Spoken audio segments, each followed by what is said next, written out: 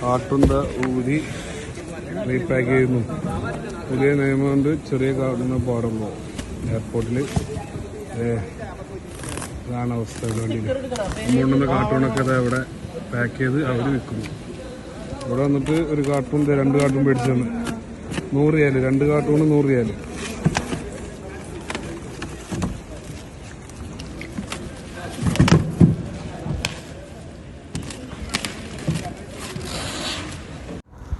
Oman देश के अंदर में विजिट वीज़ा में लोग आके यहाँ पे फंस जाते हैं, लेकिन यहाँ पे जॉब ढूंढना बहुत ही आसान है। यहाँ पे लोगों को लगता है कि हम अगर इंडिया में हैं तो इंडिया में ओमान देश के अंदर में हम जॉब कैसे ढूंढ सकते हैं, ये लोगों को लगता है कि सबसे बड़ा काम है। लेकिन यहाँ पे आसान लगता है, जो इसका एक्सपीरियंस जिसके पास है उसको ये चीज़ मामूली लगता है। ओमान देश के अंदर में अगर आपको जॉब करना है, अगर आपको जॉब ढूंढना है, और ओमान देश के अंदर में जो भी एजेंट आपको भेजते हैं विजिट वीज़ा पे, तो इन्हीं सारी टॉपिक में मैं बात करने वाला हूँ कि ओमान में अगर एजेंट कोई भेजता है तो यहाँ पे जो है जो आते हैं विजिट वीज़ा पे एजेंट द्वारा उन लोग को भीख मांगना पड़ जाता है। वो लोग भीख मांगते हुए देखे गए हैं, वो लोग भीख मांगते हैं। एजेंट तो क्या करते हैं, एजेंट क्या करते हैं कि बेचारा फंसा देते हैं। कैसे फंसाते हैं सारी डिटेल में आपको बताऊंगा, सारी डिटेल में आपको बताऊंगा कि ओमान देश के अंदर में कैसे लोग फंसते हैं।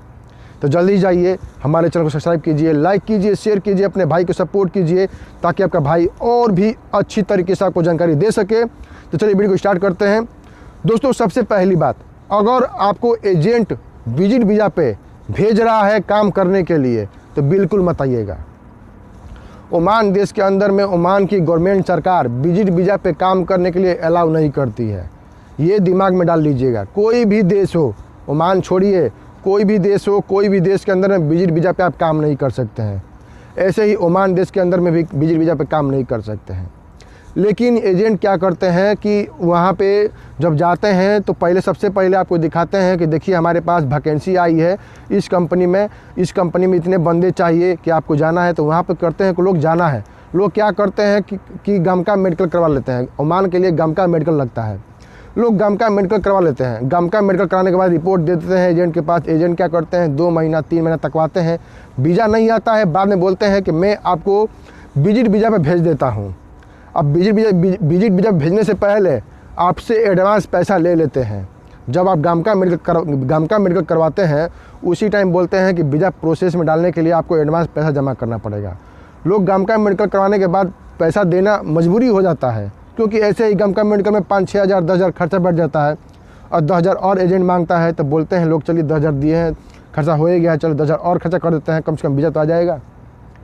इसी चक्कर में 2-3 महीना टाइम बर्बाद करने के बाद एजेंट बोलते हैं कि मैं आपको विजिट वीज़ा में भेज देता हूँ वहाँ पे, और ओमान देश के अंदर में, और वहाँ पे मेरा आदमी है आपको काम लगा देगा। कुछ लोग जो है उसमें फंस जाते हैं। ओमान देश के अंदर में विजिट वीज़ा में तो आ जाते हैं, लेकिन उन लोगों को क्या करते हैं कि एक रूम में ले जाकर डाल देते हैं। उसके बाद जो आदमी है वहाँ से 9-2-11, यानी कि 9-2-11 मतलब हो गया वो भाग जाता है। उसके बाद आप क्या कर रहे हैं, क्या नहीं कर रहे हैं, कैसे रह रहे हैं, क्या खा रहे हैं, क्या पी रहे हैं, कोई किसी को खबर नहीं, किसी को खबर नहीं है कि आप क्या कर रहे हैं। बाद में आपको क्या करना पड़ेगा, रूम में रहने के लिए भी आपको जो है भीख मांगना पड़ सकता है, क्योंकि रूम का रेंट देना पड़ता है। भाई साहब, रूम का रेंट यहाँ पे बहुत महंगा है, रूम का रेंट देना पड़ जाएगा, खाना के लिए पैसा जुगाड़ना पड़ेगा। ये सब कहाँ से आएगा? आते आते तुरंत आपको जॉब नहीं मिल जाएगा, या आते थे यहाँ पे तुरंत जॉब नहीं मिल जाएगा कि यहाँ पर आए तुरंत हमको जॉब मिल गया। जॉब ढूंढने के लिए कम से कम 15-20 दिन 1 महीना आपका लग सकता है। आप किसी कंपनी में जाएंगे, अपना डॉक्यूमेंट सबमिट करेंगे तो ऐसा नहीं है कि तुरंत बोलेगी कंपनी के चलिए आज से काम स्टार्ट कर दीजिए। नहीं, कंपनी भी अगर है तो बोलेगी ठीक है आप डॉक्यूमेंट सबमिट कर दीजिए, जैसे ही हमारे पास कुछ न्यूज आएगा हम आपको फ़ोन कर देंगे। तो फ़ोन का इंतज़ार करना पड़ सकता है। कोई भी कंपनी हो, आपको तो टाइम देना ही पड़ेगा।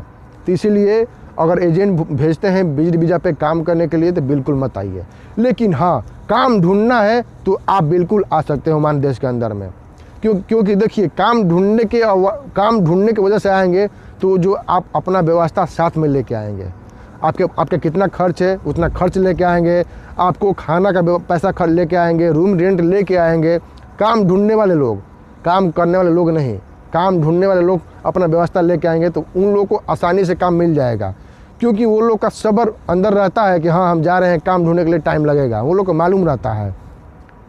यहाँ पे इतना आसान नहीं है काम ढूंढना भी और काम मिलना भी। आपको कहीं भी कोई भी कंपनी में जाना पड़ जाएगा तो टैक्सी से जाएंगे, बस से जाएंगे, उसका किराया कहाँ से आएगा। तो यहाँ पे हर कदम पे पैसा देना पड़ता है भाई साहब, यहाँ पे हर कदम पे पैसा देना पड़ता है। तो कभी भी ओमान देश के अंदर माना है तो काम ढूंढने के लिए तो बिल्कुल आ सकते हैं, लेकिन काम करने के लिए अगर कोई एजेंट धोखे से भेज रहा है तो भाई साहब विजिट वीज़ा भूल जाइए, काम करना मिलना मुश्किल है, ठीक है। विजिट वीज़ा पे काम करने के लिए मत आइए, ऐसे भी यहाँ की गवर्नमेंट अलाउ नहीं करती है। तो दोस्तों मैंने अच्छी तरीके से आपको जानकारी दे दी है कि आपको कैसे काम ढूंढना है। काम ढूंढने के लिए यहाँ पे तमाम तरह के ऑफिस है। अगर कहीं कोई कंपनी में ज्वाइनिंग नहीं होता है तो यहाँ पे तमाम तरह के ऑफिस होती है, आप ऑफिस में जाकर संपर्क कीजिए। वो लोग का काम है आपको जॉब दिलवाना, ठीक है। वो लोग का काम है जॉब दिलवाना, वहाँ पे जाइए, आप लोग अपना सबमिट कीजिए, सब कुछ वहाँ पे आपको काम मिल जाएगा। लेकिन पैसा लगता है वहाँ पे, ऐसा नहीं है कि आपको फ्री में काम करके देंगे, नहीं, पैसा लगेगा वहाँ पे। तो मैंने सारी इन्फॉर्मेशन दे दी इस वीडियो में। जल्दी जाइए हमारे चैनल को सब्सक्राइब कीजिए, लाइक कीजिए, शेयर कीजिए, अपने भाई को सपोर्ट कीजिए। जय हिंद, जय भारत।